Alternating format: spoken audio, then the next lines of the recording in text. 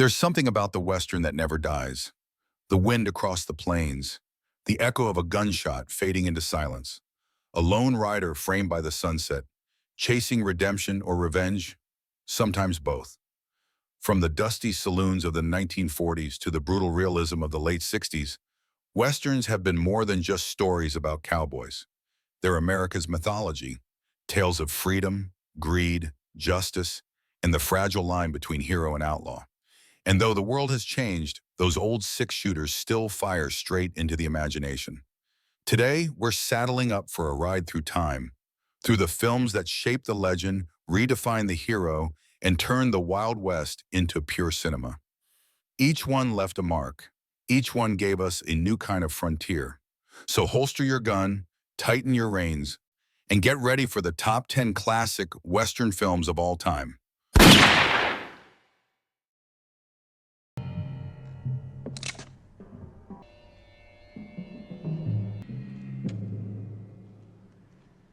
Once Upon a Time in the West, 1968.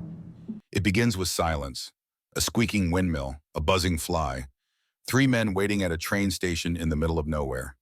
No words, no movement, just tension so thick you could cut it with a knife. Then, from the horizon, the whistle of a train, and the legend of Sergio Leone's masterpiece is born. Once Upon a Time in the West isn't just a Western. It's an opera of dust and blood, told in long, sweeping shots and faces carved like monuments.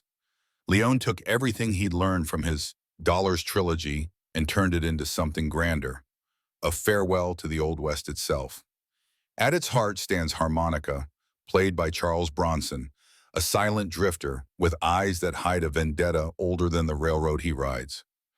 Opposite him, Frank, the ruthless killer played by Henry Fonda, in a shocking twist cast completely against type. And in between them, Jill McBain, portrayed by Claudia Cardinale, the woman who owns the land every man is willing to die for. Every frame of Leone's film feels mythic. Ennio Morricone's score doesn't just accompany the images, it haunts them. Each character has their own theme, like a tragic symphony of fates colliding in the desert. The story moves slow, deliberate, like a gunfighter's breath before the draw. But when it strikes, it hits like thunder. Leone wasn't interested in heroes. He was sculpting legends, larger than life, and doomed to fade as civilization rolled in on iron tracks. By the end, the West feels like it's dying. Its gunslingers ghosts, its towns swallowed by progress. And yet, Once Upon a Time in the West makes that death beautiful. It's not about victory or defeat. It's about the last gasp of a world that refused to go quietly. Few films capture that feeling. The weight of time, the melancholy of change, the poetry of violence. Quite like this one. When Harmonica rides off into the dust, music swelling, we realize Leone hasn't made a Western. He's written its epitaph. But before the West was myth, it was muscle and heart. And the next film shows that even the toughest men can still bleed, still love, and still change. No, Torre.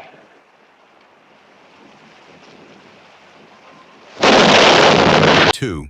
Shane, 1953. A lone rider appears on the horizon. The sound of his horse blends with the whisper of the wind. He carries no flag, no badge, just a quiet air of mystery and a past he doesn't talk about. That rider is Shane.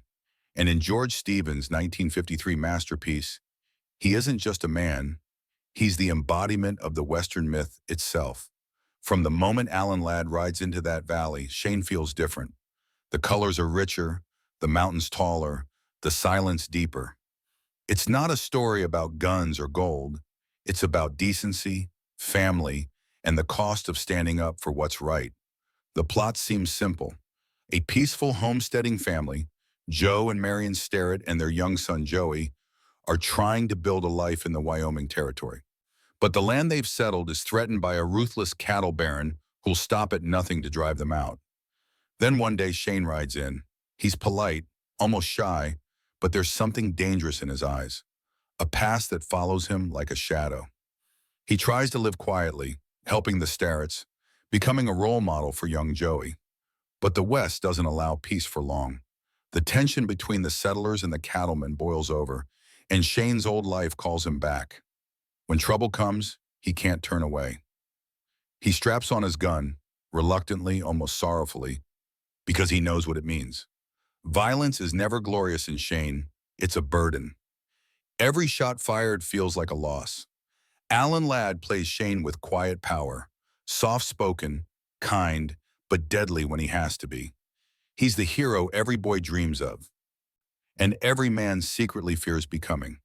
Van Heflin and Jean Arthur ground the story with warmth and humanity, and young Brandon DeWilde, as Joey, gives the film its beating heart. When Shane finally rides into town for the last showdown, it's not just another gunfight. It's a moment of sacrifice. He faces the hired gun Jack Wilson, played with icy perfection by Jack Palance, in one of the tensest duels ever filmed. A few words, a flash of movement, then silence. The violence is swift, final, and it breaks your heart, because Shane doesn't win anything. He simply restores peace, knowing he can never be part of it. As he rides away, Joey's voice echoes across the valley. "Shane, come back!" But Shane doesn't turn around. He can't. The drifter who saved the town must disappear into the mountains, like a ghost fading back into legend. That ending, that cry for a hero who won't return, became one of cinema's most unforgettable moments. Because Shane isn't about triumph. It's about the price of being good in a violent world. Every Western that came after, from Unforgiven to Logan, owes something to Shane's silent dignity. He wasn't the fastest gun or the loudest hero. He was something rarer, a good man in a bad land, trying to leave the world a little better than he found it. And when the dust settles, all that remains is that voice. "Come back, Shane," echoing across eternity. Hey, Hobbsy, Yeah? look who's coming out of the Hotel Bristol. Is that Pat McCormick, or am I seeing things? The Treasure of the Sierra Madre, 1948. Before there were outlaws and bounty hunters, there were dreamers, men chasing fortune in the blazing heart of nowhere. And no film captured that hunger, that madness, quite like The Treasure of the Sierra Madre. Directed by the legendary John Huston and starring Humphrey Bogart, this 1948 classic isn't your typical Western shootout. It's a journey into greed, paranoia, and the dark corners of the human soul. A story about men who dig for gold and end up digging their own graves. It begins in 1920s Mexico. Fred C. Dobbs, played by Bogart, is a down-on-his-luck drifter, begging for coins in dusty streets. He meets Curtin, another wanderer with nothing left to lose. When they cross paths with an old prospector named Howard, a wiry, toothless man with eyes full of wisdom, they decide to join forces and head into the Sierra Madre Mountains to strike it rich. At first, it feels like adventure. The three men share jokes, sweat, and dreams beneath the scorching sun, and then they find it. Gold. Tiny flakes glittering in the dirt, the promise of everything they ever wanted. But something shifts. Their laughter fades. Their friendship begins to crumble. And slowly the gold they wanted to own begins to own them. Bogart's performance is one of the greatest of his career. Raw, desperate, and frighteningly real. As Dobbs succumbs to greed, his eyes darken, his smile disappears, and the man who once dreamed of freedom turns into a paranoid animal. He starts seeing betrayal everywhere, in every glance, every whisper. He hides his gold, counts it over and over, and talks to himself as if the dust could answer back. Meanwhile, Walter Huston, the director's own father, steals every scene as Howard, the wise old prospector who understands the mountain better than any of them. He knows the truth that the others refuse to see. Gold doesn't change who you are. It only reveals it. The harsh desert landscape becomes a mirror for the soul. The more the men dig, the deeper they fall.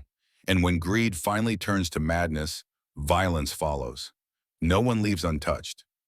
When the wind finally scatters their gold dust back into the earth, the irony is cruel and perfect. All that pain, all that blood, gone with a single gust of wind. Howard laughs, not cruelly but knowingly.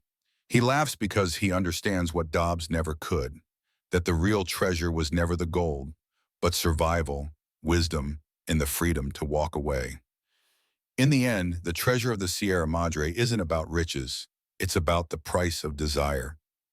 The film stripped away the glamour of the Western frontier and exposed what lay beneath: greed, fear, and the fragility of human morality. John Huston didn't make a story about heroes. He made a story about men, and that's why it remains one of the most powerful Western tales ever told. Because out here in the Sierra Madre, the land doesn't care who you are, and the mountain always takes back what's hers.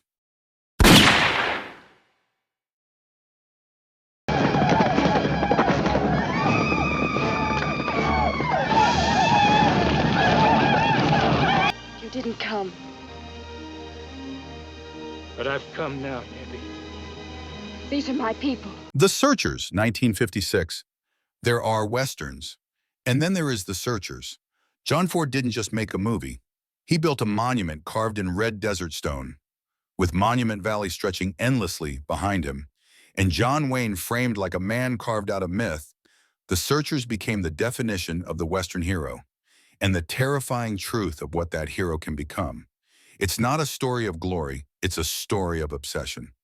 John Wayne plays Ethan Edwards, a Civil War veteran who returns home after years of fighting, but he doesn't return to peace. He returns to ashes.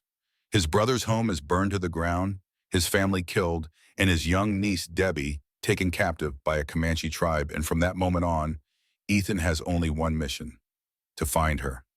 To find her, or to destroy what she has become. This isn't a rescue tale wrapped in heroism. This is a descent, a journey of years across plains, mountains, blistering deserts, and crashing winters. Ethan becomes consumed, hollowed out, driven by vengeance so deep it rots the soul. He hates the men who took her, but he also fears who she might become among them. He fears it so much that he would rather kill her than see her changed. That is the dark heart of The Searchers. It forces us to ask, is Ethan a hero or a monster the frontier created? Ford never softens him. John Wayne, usually the symbol of rugged confidence, plays Ethan with something far more dangerous: fanatic conviction. His eyes carry a storm that never ends. He chases through blizzards, gunfights, ambushes, and betrayals, becoming less man and more ghost, a creature driven only by the mission. And yet, at the end, Ford gives cinema one of its most haunting moments. Years later, Ethan finally finds Debbie, no longer a child, now a young woman. His hand reaches toward the gun. Everything he has become leads to this moment: vengeance, cleansing, violent closure. But instead, something breaks. He lifts her into his arms and whispers, "Let's go home." It is shocking, not because it is violent, but because it is tender. Because even a man swallowed by rage can still, at the last moment, choose mercy. And then, the doorframe, the image that became legend. The family welcomes Debbie inside, into warmth and future and belonging, and Ethan does not follow. He turns away, just another lonely silhouette in the desert, and walks into the endless horizon. Because the West is changing. Civilization has arrived. Families, houses, hopes, futures. There is no place left for men like Ethan Edwards. The Searchers is not about triumph. It's about exile, about the soul that cannot be saved because it was shaped by the wilderness, not by home. And that single closing shot, the door shutting, leaving Ethan outside, became one of the most powerful images ever captured on film.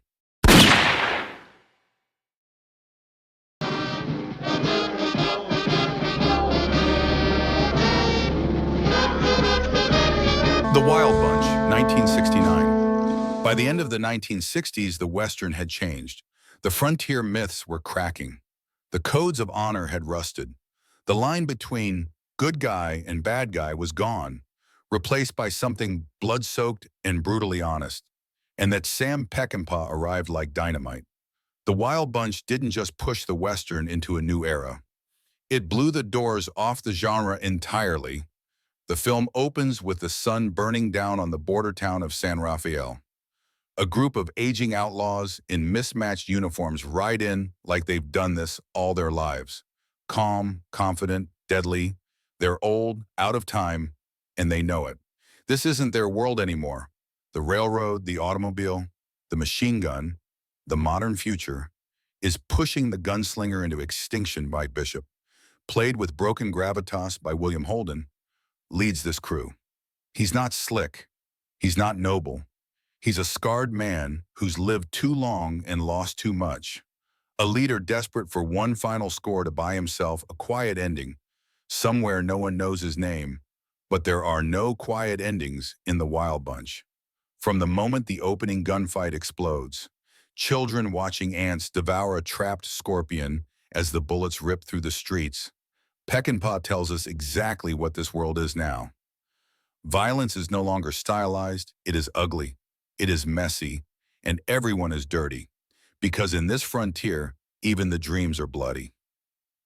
The bunch crosses into Mexico to pull off a dangerous weapons deal, hoping to escape the noose tightening behind them.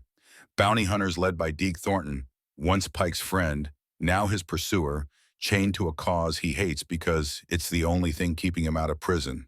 It's betrayal chasing betrayal. Honor trying to survive inside men who don't know how to live without a gun. And then comes that ending, the moment that defined modern Western cinema. 4 men, walking. No speech, no negotiation, no chance to survive. Just a last march into a storm of bullets, because dying together with dignity is the only thing they have left. When the machine guns start, cinema changes. Slow motion brutality, bodies jerking like broken puppets, blood painting the dust red. It is operatic, chaotic, horrifying, and strangely poetic. Peckinpah didn't romanticize violence. He exposed it. He stripped the Western to the bone and showed that the Old West never had heroes, just men trying to survive in a world that didn't want them anymore.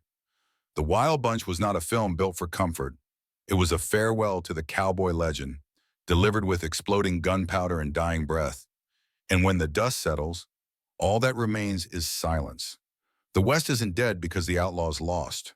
It's dead because time moved on.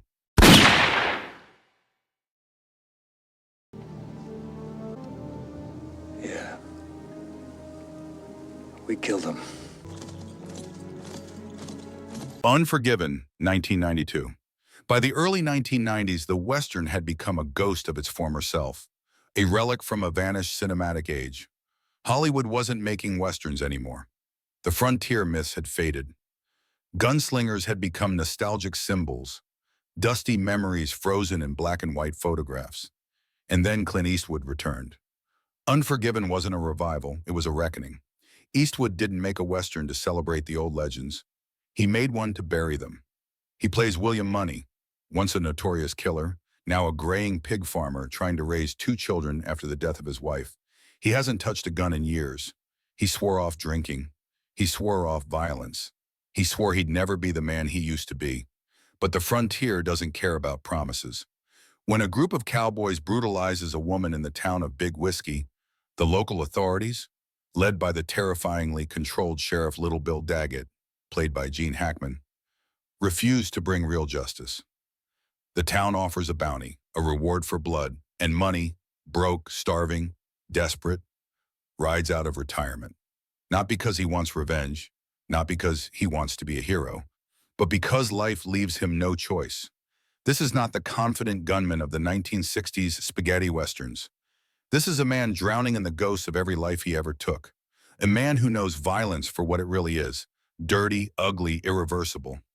With his old friend Ned Logan, Morgan Freeman, and the young, naive Schofield kid riding at his side, Money sets out again.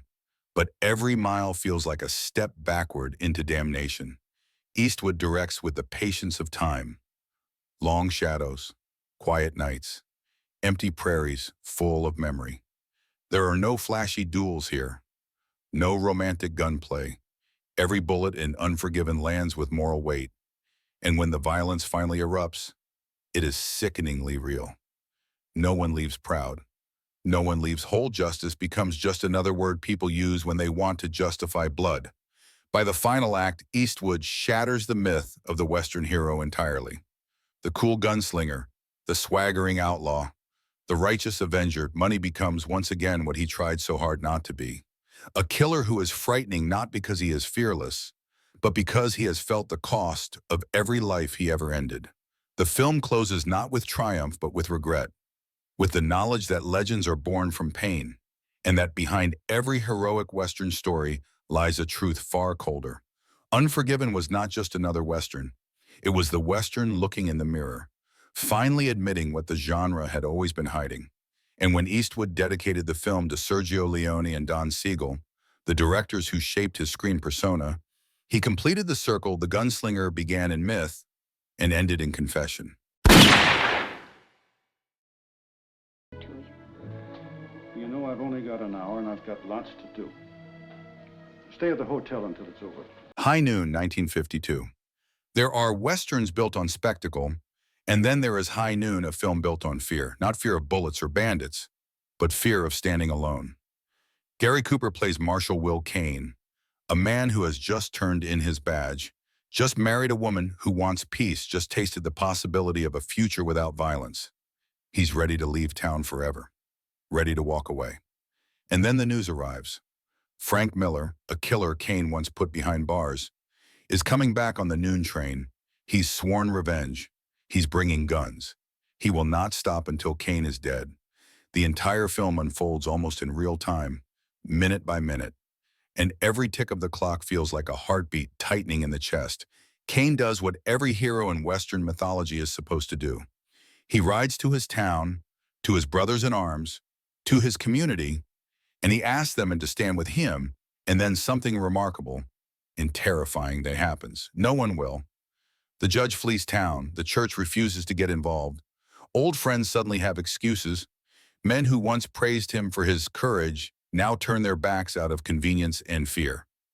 It becomes clear the enemy isn't just the outlaw coming on the noon train. The enemy is cowardice, the quiet, creeping cowardice of ordinary people who don't want to get their hands dirty. Kane isn't just fighting for his life, he's fighting for his dignity.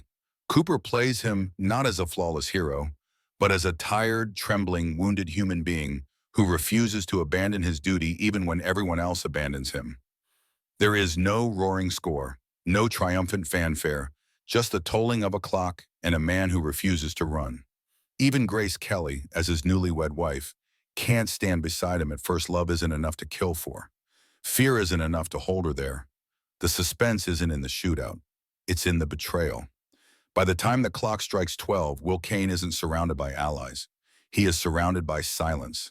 And then the train whistle pierces the stillness. The final showdown erupts not like a classic gunfight, but like a desperate man clawing his way through doom, and somehow, against the odds, Kane survives.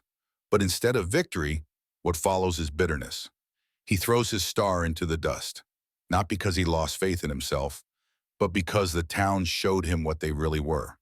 High Noon wasn't just a Western. It was a warning that heroes don't disappear because evil grows. Heroes disappear because good men will not stand beside them.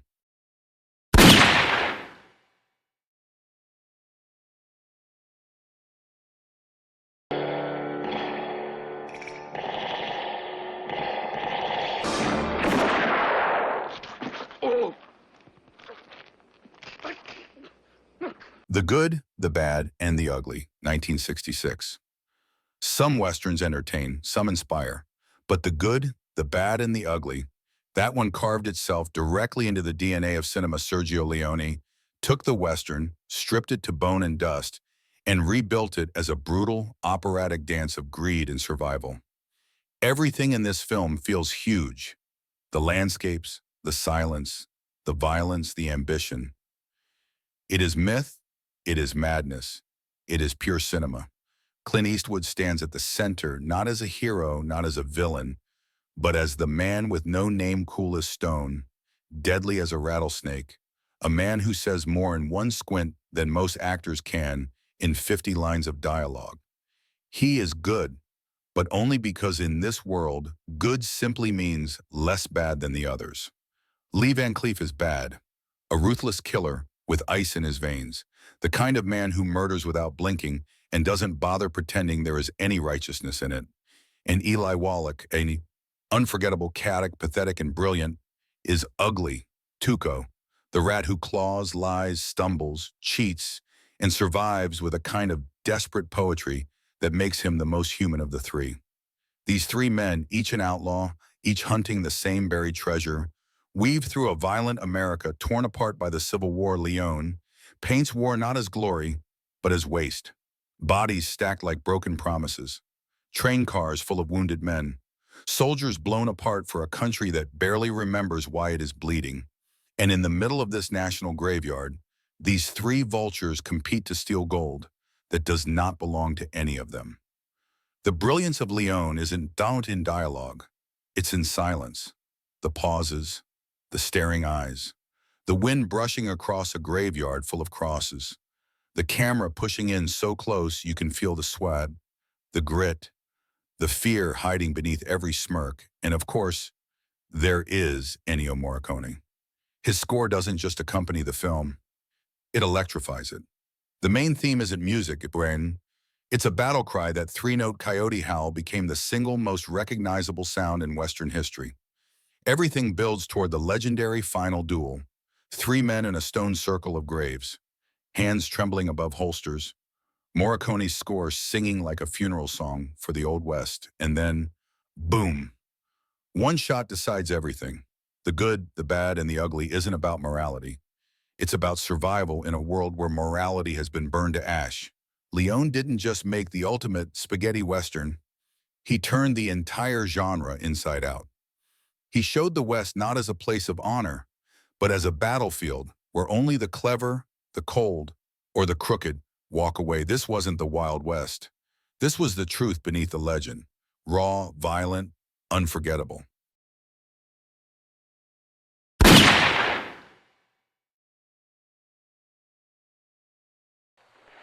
Neither? Pick! I don't want to shoot with you, Harvey. Anything you say, Butch. Oh, no, not yet. Not until me and Harvey get the rules straightened out. Rules! In a knife fight, no rules! Butch Cassidy and the Sundance Kid, 1969. Some Westerns are about violence. Some are about justice. But Butch Cassidy and the Sundance Kid is about something far rarer in the genre. Pure chemistry. Paul Newman and Robert Redford didn't just star in this film. They ignited the screen. Their dynamic wasn't heroic in the traditional Western sense. They weren't noble lawmen or silent avengers. They were charming outlaws. Robbers with style, wit, sarcasm, and a friendship so real it felt like we weren't watching characters. We were eavesdropping on two men who genuinely loved being around each other. This film brought something Westerns rarely had before: playfulness. Butch is the strategist, always thinking, always scheming, always smiling as if he's discovering the world's cosmic joke one day at a time. Sundance is the quiet lightning bolt, fast, precise, deadly, the cool gunslinger who only speaks when a line is worth speaking. Together, they form a strange miracle. Two criminals you actually wish you could spend time with. But their story isn't a celebration of outlaw glory. It's a farewell to it. The world is changing. The frontier is shrinking. The Old West is dying. And Butch and Sundance are suddenly on the wrong side of history. One train robbery too many, and suddenly an entire special posse is after them. Not just sheriffs, not just marshals. A relentless team built specifically to end men like them. And these two legends run from state to state, into the mountains, across the prairies, until finally, there's nowhere left to go. So they do what so many Western icons did at the end of their road. They flee to a new frontier, Bolivia, where the language is foreign, where the rules are different, where the dream of new beginnings flickers like a campfire trying to survive the wind. They try to go straight, they try to work jobs, but violence clings to them like dust on a saddle. You can't outrun who you are, not even in another country. The humor and the charm never completely vanish. That famous bicycle sequence, the banter, the immortal one-liners. They're the beautiful smoke over the tragedy, because deep down, we know how this ends. When they walk out into that final shootout, wounded, surrounded, exhausted, you can feel the myth being written in real time. They rush into the gunfire, not because they think they'll win, but because they refuse to die hiding. Freeze frame. A moment suspended in eternity. Two friends, two outlaws, two icons, frozen in legend. Butch Cassidy and the Sundance Kid isn't the story of criminals losing.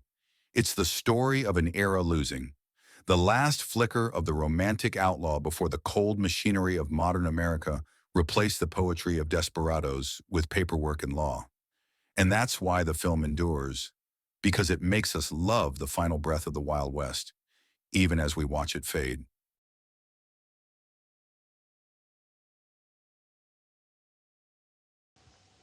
La guerra è finita e queste cose sono passate di moda. Mi dispiace contraddirti. Django, 1966. Some Westerns whisper, some Westerns reflect, but Django doesn't whisper. It arrives dragging a coffin through the mud. Sergio Corbucci's brutal, relentless masterpiece tore the Western genre open and bled raw style all over the screen. If Leone was the poet of the spaghetti Western, Corbucci was the butcher. Django isn't elegant, it isn't romantic, it's feral. It's soaked in dirt, blood, cruelty, and unforgettable attitude. Franco Nero plays Django like a man who already died once and came back with nothing left to lose. His blue eyes burn like ice, emotionless, unreadable, almost supernatural. He walks into a town divided by chaos and hate. The Confederacy's ghosts on one side, Mexican revolutionaries on the other. And he stands between them like a specter who refuses to bow to either, and behind him, that coffin. Every step marked by the dragging weight of death itself. When people ask him what's in the coffin, he never answers. He lets the mystery grow. And then, in one of cinema's greatest reveals, he opens it. Inside is not a body. Inside is a machine gun. Suddenly, Django isn't just a gunman. He's a walking apocalypse. The violence in Django is not polished. It is shocking, merciless, savage. Corbucci wasn't interested in good guys or bad guys. He was interested in cruelty, in power, in the horror of what men do when civilization collapses. But underneath the brutality, there is tragedy. Django is broken, a molded remnant of a man who once loved, once believed, and lost everything. When he grips his gun, his hands shake, not from fear, but from the weight of memory. He isn't fighting to live. He's fighting because there's nothing else left. As the body count rises, the mud grows thicker, the violence more suffocating. Django's mission becomes less about gold or revenge and more about sheer survival in a world that is already burned. And Corbucci ends not with triumph, but with ruin. Django survives, barely. Hands crushed, body shattered, future uncertain. He can't ride into the sunset, he can barely stand. But he lives, because even in hell, stubbornness is stronger than bullets. And that is the soul of the spaghetti Western. Men who are too angry to die and too broken to live. Django didn't just push the genre, it ripped it to shreds. It became a symbol, copied, referenced, reborn. Most famously, decades later when Tarantino used the name as homage. But the original remains untouchable, because no other cowboy ever dragged a coffin across the frontier and turned death itself into his weapon.